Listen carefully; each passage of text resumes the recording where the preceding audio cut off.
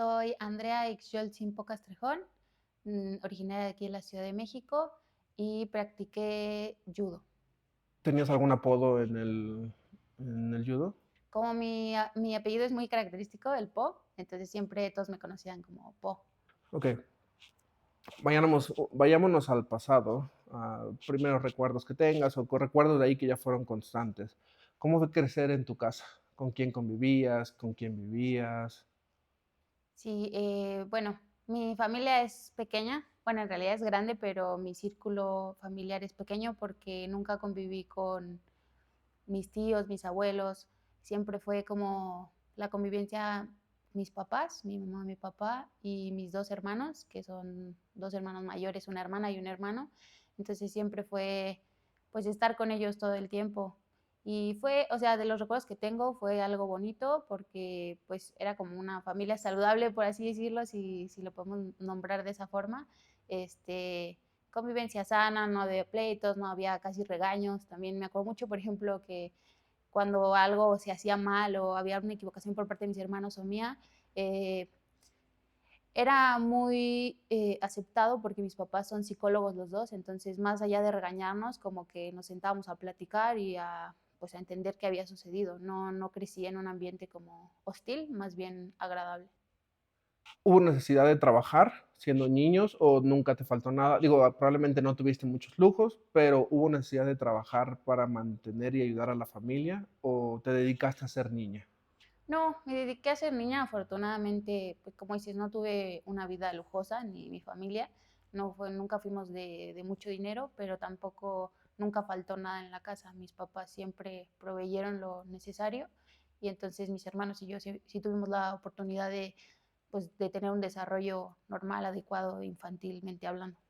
Mencionas que tu círculo era muy pequeño. ¿Solo convivías con ellos o solo convivías más con tu hermano o hermana o papá o mamá? ¿Había alguna persona con la que convivías más? Sí, siempre tuve más afinidad con mi hermano, como que jugábamos luchitas, me acuerdo, o más que yo agarrar muñecas o esas cosas, jugaba con mi hermano, no sé, canicas le gustaba, carritos, o te digo, esto de las luchitas era muy común. No sé por qué, pero nos gustaba mucho desde que estábamos chiquitos. ¿Cómo fue tu acercamiento al deporte? Y hablando de deporte, no necesario al judo, que mencionas que fue el que hiciste de alto rendimiento, sino en general cualquier deporte. Pues fíjate que mi papá fue corredor, no profesional porque tenía problemas del corazón, entonces nunca pudo llevarlo a cabo profesionalmente, pero fue uno de sus sueños que no pudo cumplir, pero gracias a eso también como que nos inculcó mucho el deporte en general. Él nos llevaba a correr, me acuerdo, desde que estaba yo bien chiquita. Y también, pues por parte de ellos, de mis papás, de los dos, fue como el llevarnos a una actividad deportiva, la que nosotros quisiéramos, para tener un desarrollo integral que para ellos incluía la actividad deportiva. Entonces ellos nos llevaron bueno, la cosa estuvo en que llevaron a mi hermano a fútbol en Pumitas y a mi hermano no le gustó, entonces dijeron, ahí en mismo en Pumitas, dijeron, llévenlos a lucha grecorromana, ahí en CEU, nos llevaron y a mi hermano al lado de lucha está judo y le gustó inmediatamente judo. Entonces mis hermanos se metieron, los dos, y yo como que era un poco renuente, como que dije, no, no me gusta tanto, igual yo estaba chiquita, tenía 4, casi 5 años, entonces como que no me gustó tanto, no me llamó la atención, pero también los entrenadores eran buenos, entonces poco a poco como que me fueron jalando y me decían, vente, métete a jugar o así. Entonces, como era un deporte más en etapa infantil, fue mucho más fácil porque era más juego que técnica o cosas así. Y poco a poco fue como cambiando, pero fue muy suave, muy cómodo el cambio, la transición entre el juego y el deporte. Y aquí dices entonces que te metiste tal vez a judo porque tu hermano fue el que le gustó y se quiso quedar ahí. O te metiste, o que quisiste quedarte en el judo por algo más que era tu hermano. No, en realidad era porque yo era una niña muy activa, siempre estaba de arriba abajo, entonces cuando tenía que esperar a mis hermanos a que acabaran su clase de judo, pues yo estaba corriendo por todos lados y me acuerdo que me decían, estate quieta ahí en la banca y yo no podía, entonces preferí al final meterme al tatami a correr, a brincar, a lo que fuera, que estar sentada ahí en la banca. Fue por eso, pero poco a poco le fui agarrando pues el gusto ya al deporte. Y al decir poco a poco, ¿cuánto tiempo pasó en el que tú lo hacías solo por jugar, que fue el inicio, hasta el momento donde ya empezaste a competir?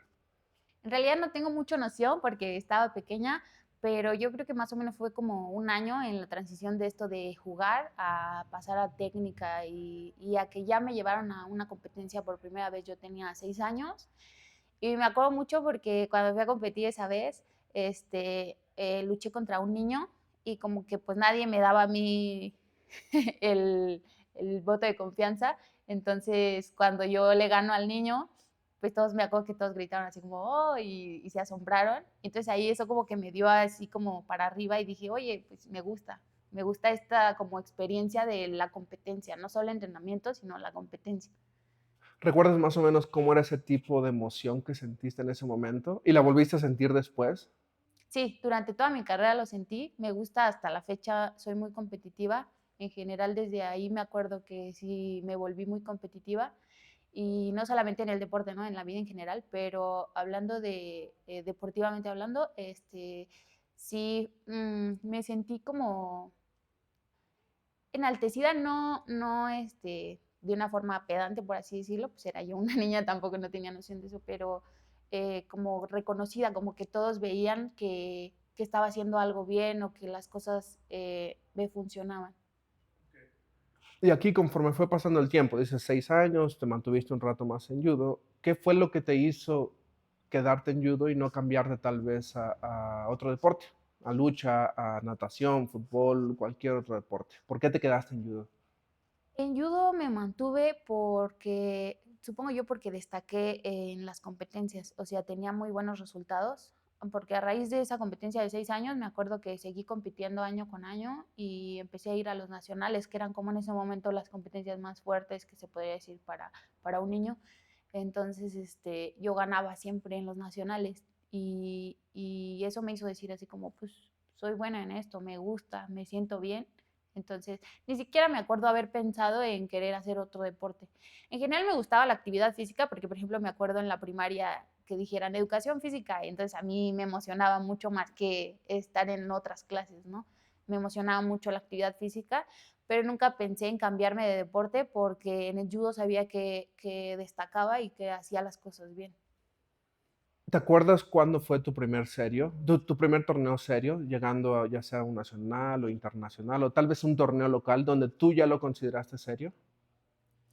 Pues yo consideré serio desde, yo creo que el primer nacional al que fui, de hecho ahí hay un tema porque en el primer nacional al que fui fue en San Luis Potosí, me acuerdo, y perdí. Esa vez perdí, mis hermanos ganaron y me acuerdo esa sensación también de decir, "Ay, no me gusta esto, ¿no? No me gusta quedarme viendo cómo los demás se suben al podio y yo no". Entonces también eso como que me despertó a mí el hambre de querer ser mejor y ganar, ¿no? O sea, estar como en los mejores lugares o en las mejores posiciones. Entonces a raíz de eso como que yo lo tomé muy en serio, el hecho de competir y entrenar. Eso nacional, o sea, del ámbito nacional. Internacionalmente fue cuando yo entro en la secundaria, me dan la oportunidad de entrar al CENAR, hice pruebas para entrar y ya era como alto rendimiento juvenil. Y ahí fue mi primer competencia internacional en la que también yo dije, oh, esto va más allá de pues solamente andar aquí como en México y todas esas cosas. Y me gustó también, Regresando a ese primer torneo nacional donde dices que perdiste, el de San Luis Potosí, sí. ¿cuántos años tenías ahí? Tenía como 6, 7 años. O sea, fue casi inmediato de que entraste. Sí. ¿Y aquí recuerdas cuántas horas entrenabas a la semana siendo de 6, 7 años? O si tu mamá te llevaba todos los días, o qué tan recurrente era el entrenamiento. Sí, afortunadamente mis papás también se lo tomaban muy en serio, entonces nos llevaban todos los días después de la escuela. Bueno, me acuerdo que era la rutina diaria, era ir a la primaria, salir de la primaria, ir a comer algo rápido y ligero, y de ahí ir al entrenamiento. Y entrenábamos, pues más o menos yo creo que 1 hora y media, 2 horas al día. Todos los días, o sea, de lunes a Sí, de viernes. lunes a O viernes. sea, desde los 6 años entrenabas fácil 10 horas al día. Sí. Y aquí llegando al CENAR, para quien no conozca qué es el CENAR, ¿cómo lo explicarías? Bueno, el CENAR es un Centro Nacional de Alto Rendimiento, sus siglas. está diseñado para deportistas o talentos deportivos más bien, si lo puedo decir mejor, talentos deportivos juveniles que se ven con miras a Juegos Olímpicos, porque son deportes olímpicos, entonces es como un semillero donde entrenan de forma de alto rendimiento, es decir, ya como específicamente el deporte, a los jóvenes, ¿no? Me acuerdo que cuando yo estaba era desde la primaria, había niños que estaban desde primaria, pero después, sí tengo entendido, unos años después cambiaron y ya nada más era a partir de secundaria, porque yo creo que era un poco cruel para los niños separarlos tan pronto de sus papás. ¿Y al cenar solo puedes entrar por invitación o también te puedes ir a probar? Bueno, al menos en tus tiempos. Ahorita probablemente ya no tengas esa noción sobre el cenar. Sí, ya no tengo la información actual, pero en el momento en que yo entré, pues fue más por mi entrenador Hilario, que estaba en CU, era mi entrenador de cabecera. Él me dijo, oigan, bueno, a mí y a mi hermano Ariel, nos dijo así de, ¿por qué no van y prueban entrar al cenar, no? Yo les veo las cualidades. Entonces fuimos, hicimos las pruebas, te hacen pruebas de todo, o sea, pruebas respiratorias, pruebas de físico, mentales, pruebas de todo, y al final hacen una selección de quienes mejor salen en las pruebas y dicen, ok, tú sí estás como apto para venir aquí y quedarte. Y al momento de que te dijeron, o en el momento en el que te dijeron que te quedaste, ¿sentiste emoción, te dio miedo o no sabías qué esperar? ¿O cuál fue tu reacción o la emoción con respecto a que entraste al cenar?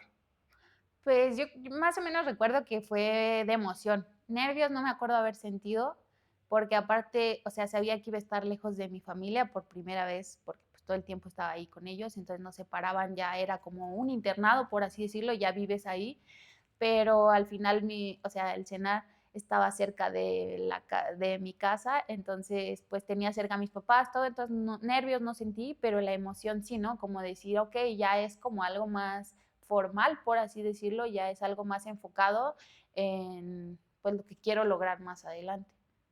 Y aquí en el cenar, ¿cuántas horas entrenabas al día? Y probablemente hasta entrenabas varias sesiones. Sí, en el cenar generalmente teníamos dos sesiones, era la sesión matutina y la sesión vespertina, y se como que iban cambiando, a veces en la mañana era lo físico, que era ir al gimnasio, lo cardiovascular, todo esto, y en las tardes era pura técnica, combates, ya enfocado como en el judo, y pues a veces era al revés, ¿no? En las mañanas judo, en las tardes físico, pero sí, generalmente eran dos entrenamientos. A veces cuando ya iba a acercarse una competencia, entrenábamos 3 veces al día. Y aquí tenías, dijiste que secundaria, aproximadamente de 13 a 15 años. Sí, sí, estaba yo pequeña, no, creo que tenía 12 años porque iba un año adelantada en la escuela, entonces tenía 12 años cuando entré en el Senar. Y dices que eran 2 sesiones, ¿eran igual de hora y media, 2 horas cada una? Sí, yo creo que a veces hasta más, de repente eran de 2 horas y media, dependiendo también de la etapa en la que nos encontráramos rumbo a la competencia, eran más cortos o más largos los entrenamientos, pero era un aproximado de 2 horas. O Sí. sea, fácil entrenabas 20 horas a la semana. Igual y un poco más porque también entrenábamos sábados y te digo, a veces cuando era competencia, también hasta los domingos entrenaba. Okey. Y aquí en este momento en el que estás en el cenar, ¿tú ya te considerabas que eras buena? ¿O en qué momento supiste que eras buena o destacabas en el judo? Fíjate que ese pensamiento de ser buenas, como que siempre lo tuve, no tanto de introspección, sino como de naturalmente hablando, yo sentía que era buena y en general también la gente me lo decía, ¿no? Siempre era como, "Ah, Andrea, eres muy buena, ¿no?" Y como tenía esos resultados competitivos, siempre como que toda la gente siempre me lo decía y eso me reforzaba a mí la idea de que pues sí era buena. ¿Y tú crees que el saber que eres bueno te da más confianza para desempeñarte tanto en entrenamientos y en las luchas? Sí, eh, es una parte de confianza, ¿no? Porque el que te estén como diciendo que eres bueno o el que tú lo sepas te da confianza. Confianza no me refiero a confiarte en dejar que todo suceda porque sí, ¿no?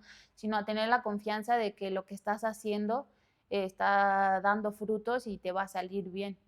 ¿Y crees que eso te da una ventaja con tu oponente que probablemente no tenga esa misma confianza.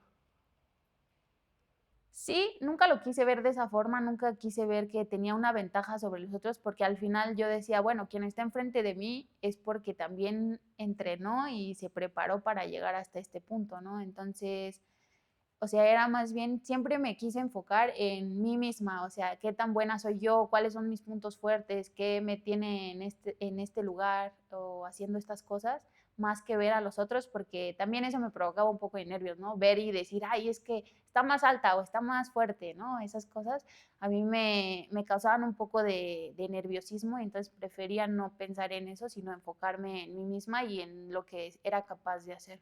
¿Y los nervios eran durante el día de competencia, antes de competencia o hasta en los entrenamientos? Yo creo que los nervios venían antes de la competencia, como 1 o 2 días antes, y en la competencia también. De hecho, nunca, o sea, en judo competí durante más o menos como unos 19 años. Estuve competitivamente activa y nunca se me quitaron los nervios, ¿no? Los nervios siempre estuvieron ahí, pero poco a poco fui aprendiendo a controlarlos. Al inicio, pues claro, te desbordas por este nerviosismo, pero ya conforme pasó el tiempo, las competencias, claro, tenía los nervios, pero ya no dejaba que se notaran tanto o que me sacaran de mi zona como de mi zona cero, no sé cómo llamarlo, en el estado en el que entras cuando ya estás en la competencia. ¿Y cómo le hacías para lidiar con los nervios? Algunos peleadores de MMA o de otros deportes dicen van al baño constantemente, otros tienen que ponerse sus audífonos y alejarse de todo. ¿Tú cómo le hacías para tratar, a lo mejor no disminuir estos nervios, pero sí de controlarlos y no hacer que ellos te manejen a ti, sino tú a los nervios? Sí, fue por etapas, yo creo que fue cambiando un poco como mi estrategia competitiva para los nervios, porque, por ejemplo, cuando era chica, pues estaba todo el tiempo en las competencias con mis papás. Te digo, mis papás son psicólogos y mi papá me ayudaba mucho como a controlar todo esto, porque él me daba como la seguridad, ¿no? Cuando veía que yo tambaleaba un poco en este sentido, él me decía, vamos, si puedes, eres buena, como ese refuerzo positivo de saber que lo estaba haciendo bien, ¿no? Entonces, cuando era pequeña, sí tuve como ese apoyo externo de mi papá y en general de mi familia, pero mi papá recuerdo que más. Y ya cuando crecí, que ya no iba a las competencias o que, por ejemplo, ya competía internacionalmente y pues mis papás obviamente ya no iban, fue más como centrarme, te digo, en mí misma, como ver qué estaba haciendo bien, qué me salía bien y también, por ejemplo, escuchar música me tranquilizaba mucho, ¿no? Porque a veces los nervios te desbordan, pero o sea, te empiezas a pensar mil y un cosas. Entonces, la música como que me distraía y me regresaba a mí misma. Y ya hablando en cuanto a tus primeras competencias internacionales, ¿tú crees en ese momento que llegaste ahí que tenías talento para el deporte o por todas las horas que le dedicabas o tal vez una combinación de ambas? Yo creo que más bien una combinación. Siempre he dicho que hay personas que tienen como esa estrella o esa luz para ciertos deportes. Digo, yo lo tuve para judo, como no lo tendría yo para algún otro tal vez, pero hablando del judo siento que yo sí tenía como ese talento nato, como pues de los movimientos, ¿no? Desde pequeña siempre me salieron fácilmente, los aprendía y los entendía fácilmente, entonces sí siento que tenía como ese talento, pero también, claro, contribuyó pues todas las horas que desde pequeñita tuve entrenar, pues como ya dijimos, ¿no? 10 horas al día, a la semana, perdón, entonces yo siento que es una combinación de ambos, de tanto el talento como la dedicación que le pones. Y aquí antes de haber tenido tu primera competencia internacional, ¿tenías alguna meta de decir yo quiero ser campeona mundial de judo, yo quiero tener un oro olímpico? ¿Había una meta fija en ti o lo fuiste llevando poco a poco el siguiente paso? Ese está también interesante porque me acuerdo que desde pequeña, desde que tenía como más o menos 7, 8 años, tenía una entrenadora, esta Ana María Sánchez, que era, a mí a mí me llamó mucha atención porque veía muchos hombres en general, ¿no? Los entrenadores hombres, todo, pero ella era entrenadora y era mujer, entonces como que yo me identificaba mucho y ella siempre como que me decía, tú vas a llegar a unos Juegos Olímpicos, me acuerdo que fue fuera de mi familia, de las primeras que me lo dijo, ¿no? Entonces me quedé así de, pues quiero ir a unos Juegos Olímpicos, ¿no? Como que me metió la espinita y de ahí empecé yo como a tener esta idea o este sueño de querer lograr una medalla olímpica. Digo, antes que la medalla era llegar a los Juegos Olímpicos, pero sí siempre fue como mi meta o mi objetivo final, el estar en los Juegos Olímpicos. Y aquí como adolescente, antes de pasar más a la parte de tal vez 19 o más años, ¿cómo te alejaste de las malas influencias? Y llamando malas influencias es tal vez a los amigos que te quieren llevar de fiesta, al alcohol, cualquier otra sustancia que hace que disminuya tu rendimiento. ¿Cómo le hiciste tú? Si es que te alejaste, obviamente, si no, pues no hay necesidad de contestar esta, pero ¿cómo le hiciste tú para alejarte de todo esto y seguir enfocada entrenando? Sí, esto de estar alejada de fiestas, alcohol, drogas, para mí personalmente fue muy fácil, no me costó nada de trabajo porque como yo traía una historia detrás de deportiva, que cuando ya empiezan esto de las fiestas, siento que es más como en la prepa, más o menos me tocó que todos, ay, vamos a tomar, vamos a la fiesta tal, ¿no? Entonces yo ya llevaba años atrás entrenando y dedicándome a lo deportivo, entonces para mí fue muy fácil decir así como, no, no me llama la atención, no quiero ir, no, no me gusta, no es algo que me interese, yo prefiero ir a entrenar. Y era algo que sí decía, o sea, desde mi interior realmente decía, me gusta más entrenar que ir a una fiesta o estar tomando. No, nunca me llamó la atención. Entonces, para mí no fue difícil como rechazar todo este tipo de cosas. No fue un sacrificio que yo hiciera. Ok. ¿Y en qué momento te das cuenta que puedes empezar a vivir de esto o que lo tomas más en serio? O si alguien fue el que te dijo, quién fue y más o menos como cuántos años tenías cuando pasó esto. Bueno, el vivir de esto creo que es un poco complicado. Hablando de México, lo he pensado y siento que no es tan viable vivir del deporte por la cultura deportiva que tenemos en México, pero cuando más o menos lo pude ver de esa forma fue cuando entré a la CONADE. Yo tenía 17 años, me convocaron a ser parte de la selección nacional ya de mayores, porque estuve en juveniles, pero ya en mayores, me llamaron, entro a CONADE, empiezo a tener resultados internacionales y me dicen, ok, te podemos becar, la CONADE te va a becar, entonces ya pues era como tener un sueldo, si lo puedo decir así, pues ya podía yo, porque aparte era vivir ahí, entonces no pagaba ni renta ni nada, comida, todo nos lo daban, y aparte de eso, pues te daban una beca.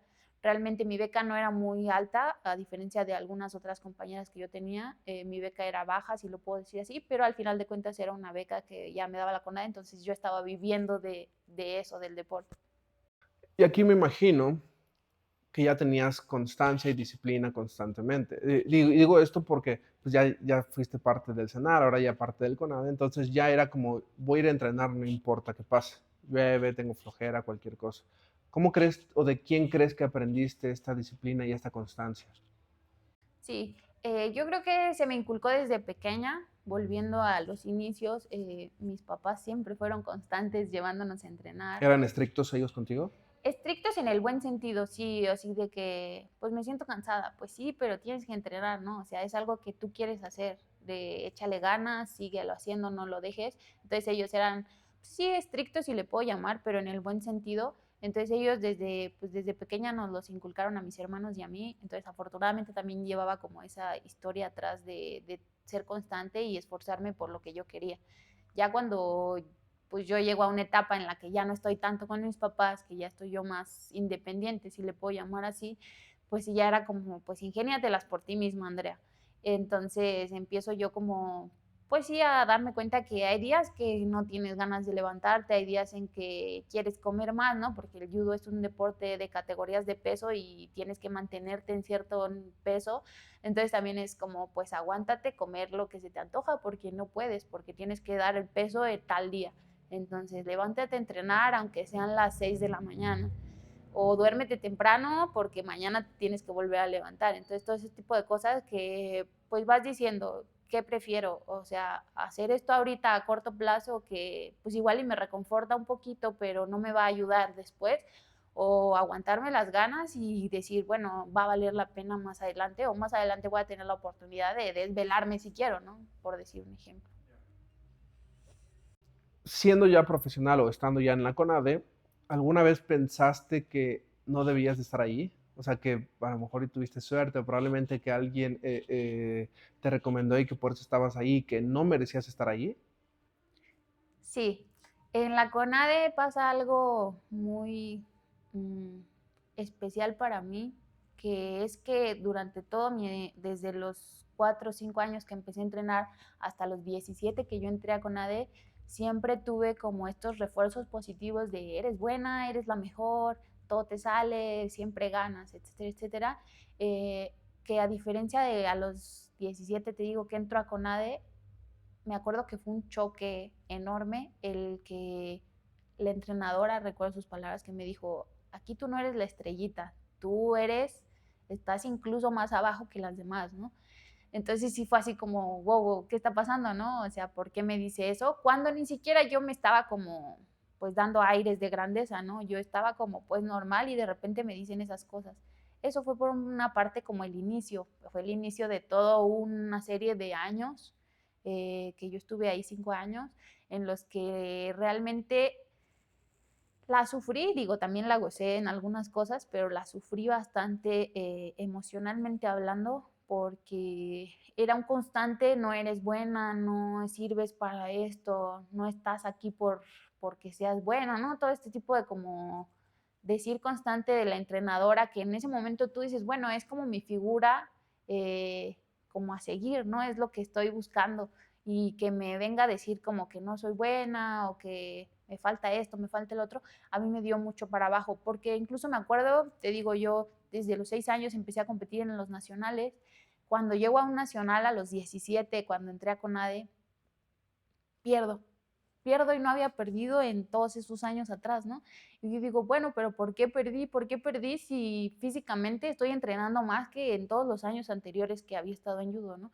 Estoy teniendo más horas de entrenamiento, estoy durmiendo mejor, etcétera, etcétera. ¿Por qué está pasando esto? Y llega un punto en el que me doy cuenta que era algo emocional, que yo misma estaba haciendo como una introspección mala sobre mí, que estaba diciendo, no, no, no estoy aquí por suerte, no es que sea buena. Entonces sí me costó un poco de trabajo como este equilibrio de lo físico con lo mental, como hacer un match. ¿Y cómo lo hacías? Dices que desde el primer año casi, casi te dijeron eso, no perteneces aquí, no eres buena. Y te mantuviste todavía otros años dentro de CONADE. ¿Cómo lo hacías mentalmente para lidiar con esos pensamientos? Obviamente siendo adolescente, adulto, joven. Sí, eh, había veces en que yo decía, ya no más, ya por favor. De hecho, me acuerdo un día en que yo le hablé a mi papá por teléfono, le dije, ven por mí, por favor, ya no quiero estar aquí. Y mi papá llegó y me dijo, Andrea, tú eres buena para esto, tú estás aquí porque eres buena. Y entonces como que otra vez me dio ese refuerzo positivo, este, de que sí lo podía lograr. Y ya, pues, o sea, fuera de que estuviera ahí mi papá, fue un poco complicado porque yo misma tenía que hacerme como estos coco wash de, sí, Andrea, eres buena, lo tienes que hacer, tienes que esforzarte más, lo vas a lograr. Como estarme repitiendo eso, pero al mismo tiempo estar escuchando de fuera que no era buena, o sea, como lo contrario, era un poco complicado, pero al final yo decía, bueno, este es tu sueño, ¿no? Al final tienes que llegar a Juegos Olímpicos, es lo que tú te propusiste, no lo vas a dejar a la mitad. Y siempre he sido mucho de eso, como que me aferro demasiado y digo, si quiero esto, lo voy a hacer hasta que lo tenga. Entonces, por eso me mantuve los 5 años, entré un año antes de que fuera el ciclo olímpico, que es de 4 años, entonces por eso fueron 5 años que yo me mantuve ahí hasta el 2016, que fueron los Juegos Olímpicos de Río, donde yo concluí este ciclo olímpico de entrenamiento, ¿no? Porque al final pues no llegó a Juegos Olímpicos, pero hice todo el ciclo olímpico. Y en esta parte donde mencionas que ya tu meta era Juegos Olímpicos, ya estabas en CONADE, estas partes donde, o estas luchas donde perdías, ¿qué pasaba en tu cabeza? Inmediatamente al día después, o la lucha que perdiste el día de hoy, ¿Qué pasaba en tu cabeza? ¿Querías rendirte? ¿Querías seguir? ¿Hacías introspección? Es que debí de haber hecho tal vez este movimiento, debí de haber hecho esto, o simplemente, porque hay gente que lo deja a un lado, dicen que lo pueden dejar a un lado y continúan. ¿Tú qué era lo que hacías después de una derrota grande? Ya estando en CONADE, que es creo que la categoría más grande. Sí, igual fue un proceso complicado porque pues no de la noche a la mañana como que tienes esta experiencia fea de perder, ¿no? Que al final pues es una experiencia que te marca, pero poco a poco lo que a mí me sirvió fue entender que yo seguía siendo yo. Andrea seguía siendo Andrea si ganaba o perdía. Si yo ganaba, pues era la misma Andrea, simplemente con un logro más. Y lo mismo si perdía, ¿no? Si yo perdía, no perdía mi valor como persona. Es decir, perdí una competencia tal vez, pero yo seguía siendo Andrea y seguía siendo la Andrea dedicada y la Andrea que se esforzaba por sus metas, por entrenar, por dejar a su familia, etcétera, etcétera. Entonces, esto a mí me ayudó mucho, como entender que yo tenía el mismo valor si ganaba o perdía. Cuando perdía me hacía como, pues me reconfortaba un poco decir, bueno, o sea, pues fue una competencia, ya vendrán más y podré dar más en esas competencias, sacarme la espinita de que acabo de perder. Y aquí, para la persona que no conozca un poco sobre tu carrera, ¿en qué llegaste a competir? ¿Internacionales, centroamericanos, panamericanos, mundiales? ¿Cuáles fueron los torneos que ibas?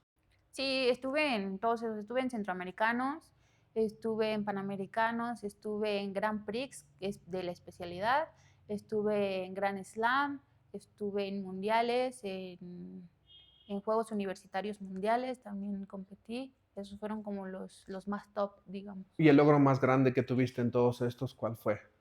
Pues tuve un tercer y segundo lugar centroamericano, en Panamericano quedé en cuarto lugar, en mundiales ahí sí pues me quedé un poco atrás, pero al final pues para mí es un logro ya llegar a un mundial, no cualquiera, entonces también lo tomo como un logro bastante alto. Y por ejemplo en los Juegos Universitarios, en la Universidad Mundial se llama, en la Universidad Mundial también me quedé en cuarto lugar y fue histórico porque ninguna judoka había logrado como ese logro tan cercano al podio, entonces también fue algo especial para mí. Y aquí en estos, por decir, en los mundiales que no quedaste en podio, en los torneos que no llegabas a podio con el contrincante que te ganaba, ¿era porque tú lo sentías en verdad muy superior en técnica o creías que tal vez era otra cosa distinta por la cual que te ganó? Pues yo creo que sí hay una diferencia abismal, si lo puedo decir así, entre los competidores de otros países a México, porque desgraciadamente en México, te digo, no se tiene una cultura deportiva, entonces no es tan apoyado el deporte, por lo mismo no te pagan tanto, por ejemplo, que yo veo en otros países donde pues literalmente viven de eso, ¿no? O sea, les dan casa, les dan todo y ya no se tienen que preocupar por nada. En cambio, por ejemplo, yo mi beca la ocupaba para comprar proteína o comprar suplementos o comprar esta banda que te mide el pulso y todas esas cosas que en otros países ya lo tenían, ¿no? Entonces es como una diferencia, aparte de lo técnico y de lo estratégico ya en la competencia, en el que tú te das cuenta de que sí estamos muy por debajo de otros países en ciertos aspectos, ¿no? Y pues tú intentas como competir ya pues con corazón, digamos así, pues aparte de todo lo que has entrenado, claro está, pero pues meterle el corazón, ¿no? Ok, no tengo cámaras, porque me acuerdo que, por ejemplo, ellos ponían sus cámaras para grabar sus combates y analizarlos después. No tengo una cámara para grabarme, pero le digo a mi amiga que con el teléfono me grabe, ¿no? Entonces, sí había diferencias, pero pues también creo que el tener como ese espíritu competitivo nos caracteriza en general a los mexicanos, creo yo. Y aquí ya me comentaste que hacías introspección después de tus combates y entrenamientos.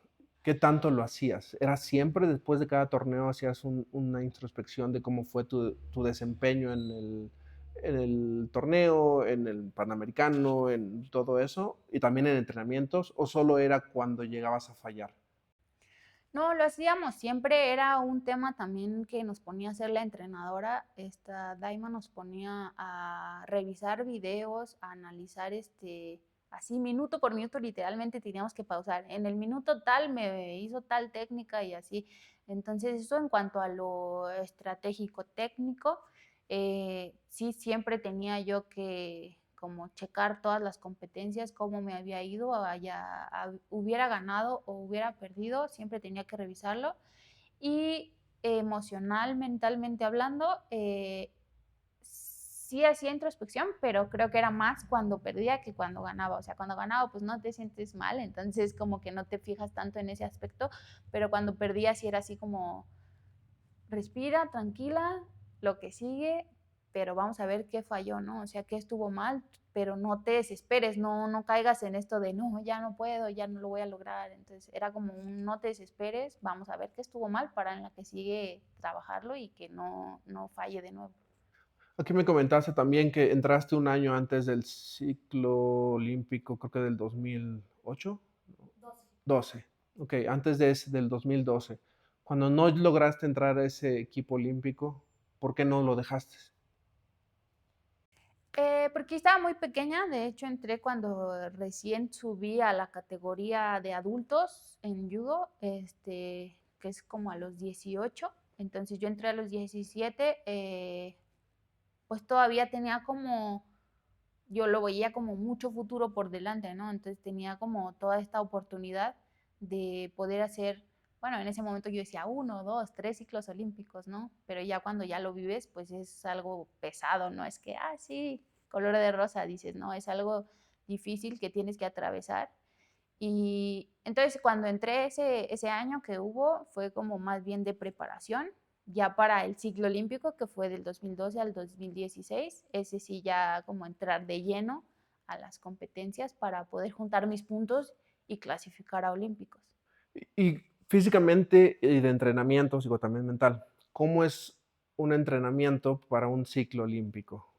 ¿Seguías entrenando igual las 2 mismas sesiones al día todos los días? ¿O qué tanto cambiaba en diferencia de decir, okey, vamos a enfocarnos al olímpico o a cualquier otro torneo?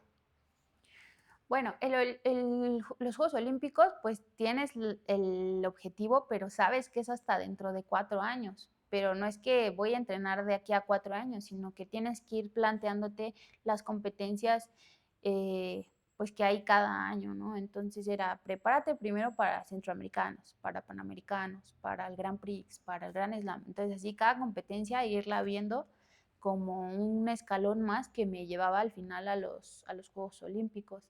Entonces, no veía como tan así a los Juegos Olímpicos, sino intentaba ver como paso por paso para como no querer comerme todo de una sola mordida, ¿no? Entonces irme despacio y pensar en cómo voy a trabajar para la primera competencia.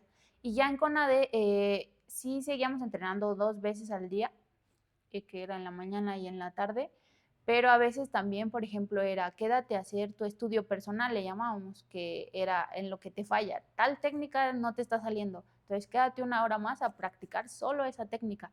Eso también yo lo cuento como un entrenamiento, porque al final pues sigues ahí en el tatami dándole. O esto también del estudio de los competidores en video, pues no estás como tal físicamente, no estás entrenando, pero estás en la mente, estás repasando todo. Entonces también eso es como un entrenamiento mental, digámoslo así. Entonces se hace como casi todo el día estar entrenando. O también que tienes tal lesión, vete al fisioterapeuta y haz ejercicios de rehabilitación, que al final es ejercicio y te cansa también. Entonces sí es todo el día estar como metida en lo deportivo y tener poco descanso. Y aquí intentabas, digo, sé que es difícil o probablemente imposible mantener todas las otras áreas de tu vida tranquilas, familia, tal vez tener una pareja, tal vez salir de fiesta, aunque dices que no lo hacías por esta rutina que ya siempre tuviste de antes. ¿Qué sentías tú al ver que tal vez tus amigos que llegaste a ir con la secundaria, que ellos hacían fiestas, hacían otras cosas, mientras tú estabas en este proceso olímpico? ¿Qué pasaba por tu cabeza? ¿Algún momento quisiste desistir de esto para irte a tener una vida normal, por así decirlo, que no es de atleta? No, no tanto. A mí me ayudaba mucho el pensar que, por ejemplo, estaba viajando por todo el mundo. Gracias a las competencias podía conocer el mundo. Llegué a conocer más de 20 países gracias a ir a competir. Entonces yo decía, bueno, pues prefiero irme a Polonia, irme a Francia, así que ir a una fiesta a tomar, ¿no? Entonces, no, nunca quise como desistir de tal por ese tipo de cosas. Tal vez sí llegué a pensar así como, ya no quiero estar aquí, como te decía que alguna vez le llamé a mi papá, pero más como por lo anímico de como querer sentirme yo más como reconfortada por mis familiares, por mis amigos, que el hecho de querer ir a una fiesta o algo, eso no me preocupaba tanto. Y aquí, para alguien que quiere llegar a tener el camino que tú tuviste, ¿cuáles son las cosas de las que nadie habla? ¿Cuáles fueron los sacrificios que hiciste para llegar a tener todos estos logros deportivos? Mencionaste al principio que es pues no ver a mis papás. Tú tuviste la suerte que el CENAR estaba en la Ciudad de México y tus papás podían visitarte. Seguramente otros deportistas de otro estado pues veían a sus familiares muy, muy, muy lejanas las fechas. ¿Qué otros sacrificios pasaste por los cuales alguien que quiere llegar a tener el mismo camino que tú va a pasar y que tal vez no lo sabe y porque casi no lo cuentan eso?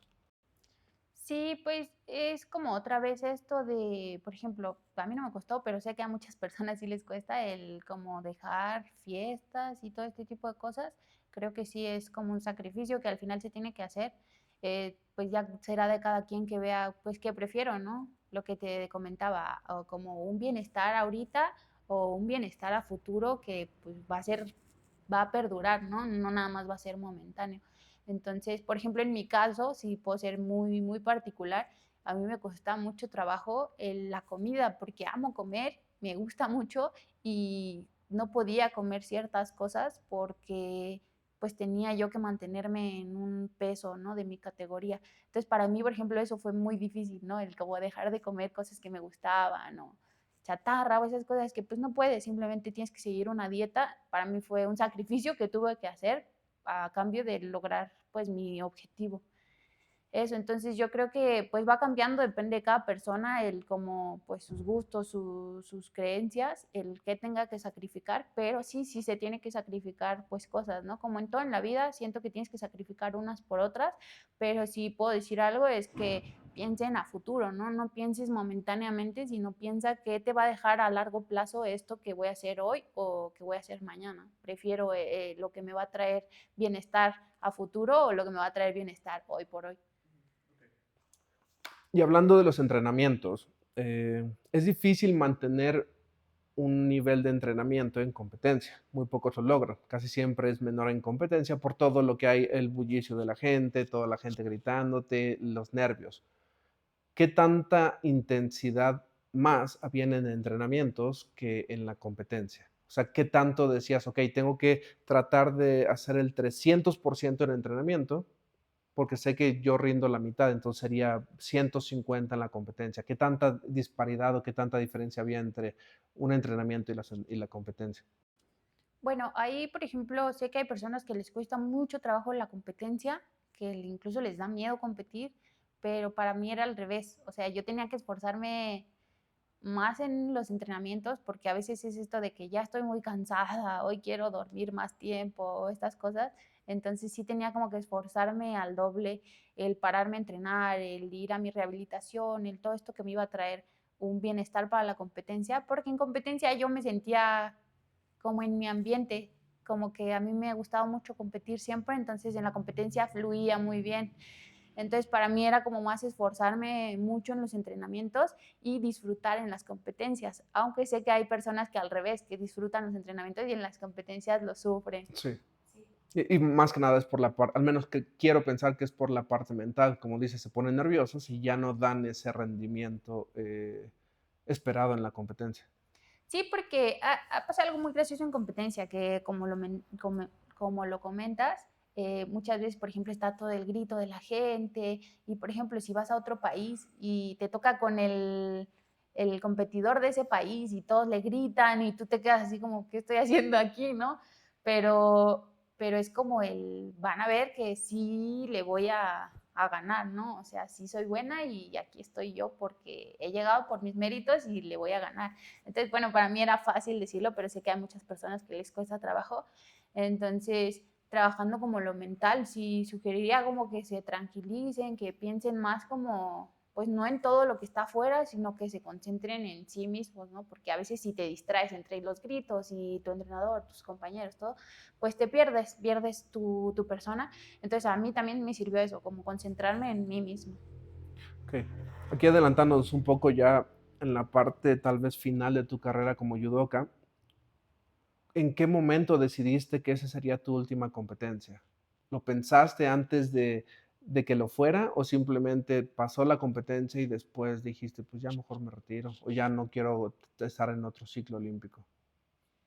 Es difícil porque vuelvo a lo mismo, como en México no hay una cultura deportiva, nadie te explica o te enseña cómo es como el proceso deportivo, ¿no? Claro, te dicen, métete a competir, métete a entrenar, pero nunca te dicen, esto va a terminar tarde o temprano, entonces tienes que llevar un proceso. Y así como tuviste un proceso de entrenamiento para llegar a una competencia, tienes que llevar un proceso para salirte de todo ese ambiente que pues fue una vez tu vida.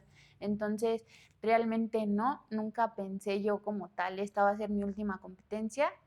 Sucedió así como, pues, de la nada. Fue más porque yo me lastimé la rodilla, entonces dije así como, bueno, voy a operar y ya después regreso y vuelvo a competir, ¿no? Este, fue esa la idea, pero ya nunca regresé como al alto rendimiento. Eso por una parte y por otra decir, eh, no vale tanto mi bienestar emocional o psicológico el estar en CONADE, porque a mí me estaba dando muy para abajo el estar en CONADE anímicamente hablando, no vale tanto mi objetivo de los Juegos Olímpicos como mi persona, ¿no? Entonces priorizarte siempre a ti. Y aquí en estos momentos cuando ya decidiste esto, que tal vez ya no ibas a regresar, o tal vez no lo decidiste, simplemente fue la lesión que ya no te dejó llegar a este nivel. ¿Qué pasaba en tu cabeza al momento de pensar que probablemente sí sigue esa incertidumbre, ¿sabes? De decir, bueno, es que tengo que seguir entrenando más, pero aunque entrenabas más, no lograbas llegar a ese nivel. ¿Qué pasaba en tu cabeza?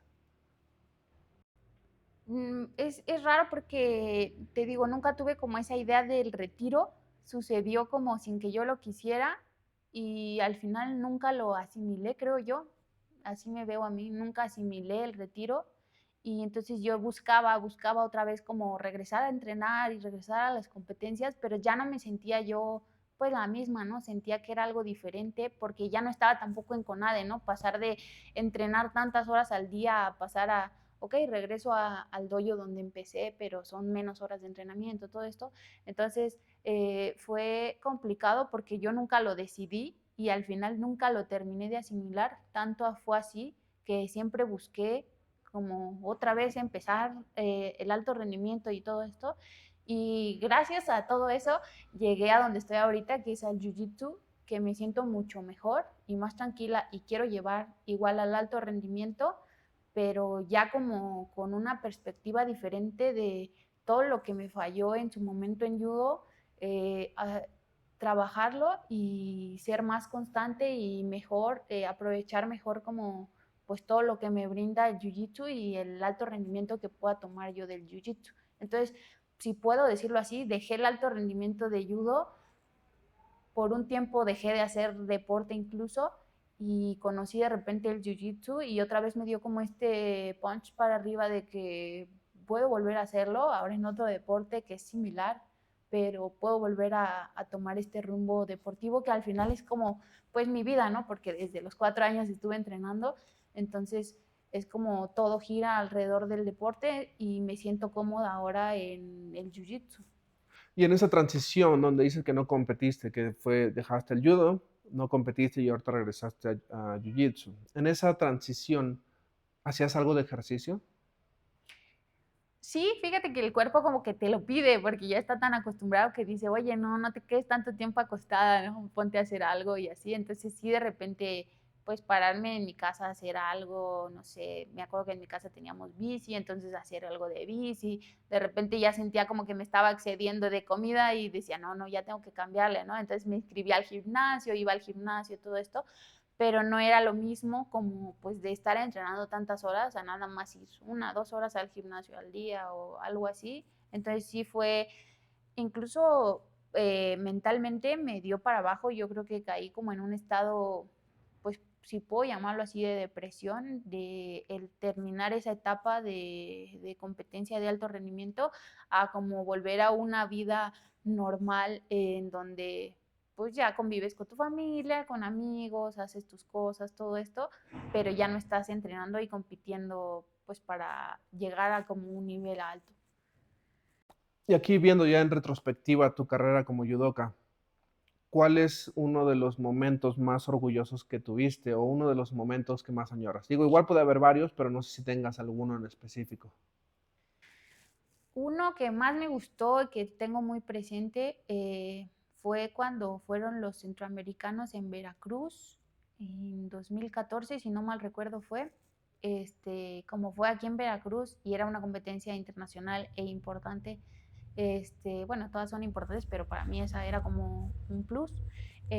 Como fue en Veracruz, mi familia me fue a ver, cosa que no podían ir a hacer en otros países, entonces me fueron a ver y fue bueno para mí porque obtuve una medalla y tenía ahí como a mi gente, ¿no? Digámoslo así. Entonces, el ver a mis papás emocionarse por todo este como rush de adrenalina de la competencia, que es diferente a un nacional, por ejemplo. Entonces, el ver como su felicidad de mi familia fue para mí como pues lo máximo. Y aquí viendo igual otra vez para atrás a una Andrea de 15 a 18 años,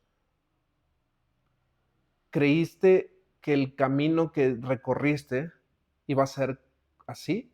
¿O lo pensaste distinto o no lo pensaste nunca ese camino hacia llegar a ser todo lo que lograste en el deporte? Yo siempre me vi en los niveles más altos, ¿no? Siempre me tuve como en esa visualización de soy la mejor y voy a llegar a lo más posible, ¿no? A lo más alto, a lo mejor que se pueda. Pero creo que o sea, nunca me metí como de lleno a pensar que iba a pasar como por tantas cosas buenas y malas, ¿no? Al final lo bueno, pues sí es importante, pero en mi caso, lo malo pesó mucho en cuanto a que yo dije, volvería a repetir todo, pero no pondría un sueño de ir a Juegos Olímpicos por encima de mi persona, de mi bienestar, ¿no? Nunca más pondría un sueño así externo a mí por encima de mí misma. Entonces sí repetiría todo esto, cambiaría algunas cosas, pero nunca me dejaría a mí misma como en algún momento lo hice por llegar a Juegos Olímpicos. Y ya para terminar, si se acerca a ti una chavita igual de 12, 15 años y te dice, oye, yo quiero tener esa misma trayectoria que tú, ¿qué tiene que hacer esa persona? O sea, ¿cómo le recomendarías hacer? Tal vez en la Ciudad de México esta es la mejor academia o busca una academia que tenga estas características, tienes que dejar de hacer A, B, C y D. Para ti, ¿cuál sería el camino correcto para llegar a lo que llegaste a hacer tú?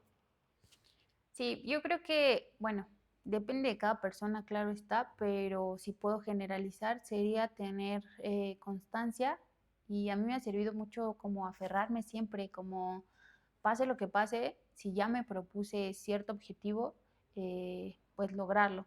Y también yo diría que no ciclarse en este pensamiento de, quiero llegar hasta este punto, ¿no? Sino ir como paso a paso, pensando, ok, para llegar hasta ese punto tengo que hacer esto y esto y esto y esto. Entonces, ir poco a poco en el camino, no querer llegar al final de un solo paso, ¿no? Entonces, esta constancia, esta determinación de, ok, bueno, si quieres llegar a competir internacionalmente, vamos hacia atrás, ¿qué se necesita para competir internacionalmente? Necesitas esto, esto y esto. Ok, vamos poco a poco, trabajamos sobre esto. Primero sobre tu autoconfianza, sobre esto o el otro, ¿no? Y ya se verá con cada persona, pero si generalizamos, sí sería como sé constante y persevera, ¿no? No porque te salga mal a la primera, lo dejes. Digo, si te sale a la quinta, sexta, séptima, ya tú decidiste que lo quieres ya dejar, pues déjalo, pero no te rindas a la primera oportunidad que te salga mal, ¿no? Inténtalo una y otra vez hasta que avances y vas a ver que poco a poco tú solito o tú solita vas a ir diciendo, ok, sí, me está saliendo esto, tal vez el anterior no me salió tan fácil, pero el que sigue sí. y tal vez el que sigue me va a costar trabajo, pero va a haber otro más adelante que me va a salir muy fácil. Entonces ir poco a poco, pero ser constante, o sea, nunca dejarlo. Sé que esto lo platicaba con uno de Jiu-Jitsu. Yo sé que no hay academias malas, porque en todas te van a enseñar algo. Pero tú, ¿qué cosas dirías? Y más bien, digo esto porque si hay academias buenas para competir. ¿Tú qué verías en una academia si alguien quiere ser judoka, que te va a ayudar a llegar tal vez a un centroamericano, que te va a ayudar a competir? ¿Qué es lo que verías tú en una academia para decir, okey, está bien esta para un rato, pero tengo que cambiarme una con estas características, porque estas probablemente son las que me van a llevar a competencias? Pues yo creo que en cualquiera se puede llegar a cierto punto el que tú quieras, ¿no? Si es una competencia ya, digamos, nacional, internacional, lo que sea, en cualquier academia se puede lograr, pero más bien lo que yo aconsejaría es que tengan afinidad con el entrenador. Más allá de todo, a mí me ha servido mucho esta afinidad con el entrenador. Cuando estaba pequeña tenía mucha afinidad con mi entrenador Hilario, que fue el que empecé, con el que empecé y hasta con ADE estuve con él. Tenía mucha afinidad y eso me ayudó en mi rendimiento, me ayudó demasiado. Y, por ejemplo, no tenía afinidad con mi entrenadora de CONADE, entonces me dio para abajo y, por ejemplo, ahora que estoy en Jiu-Jitsu y que tengo al profesor Ángel, tengo mucha afinidad con él y siento que soy la mejor, ¿no? O sea, eso me da mucho para arriba porque sé que él confía en mí y al final él es el que sabe, por así decirlo. Entonces yo buscaría un entrenador con afinidad a mis métodos, a mi forma, ¿sí? Si a mí me sirve que me griten, pues busco una academia donde el entrenador grite. Si a mí me sirve que me hablen bonito, busco una academia en donde el entrenador me hable bonito, ¿no? Para mí eso sería como ideal, que tengas afinidad con el entrenador, porque al final es quien te va a llevar de la mano, ahora sí, que te va a guiar en el camino hacia tus objetivos. Okey, perfecto. ¿Algo más que quieras agregar, Pau? No, todo bien. Okey.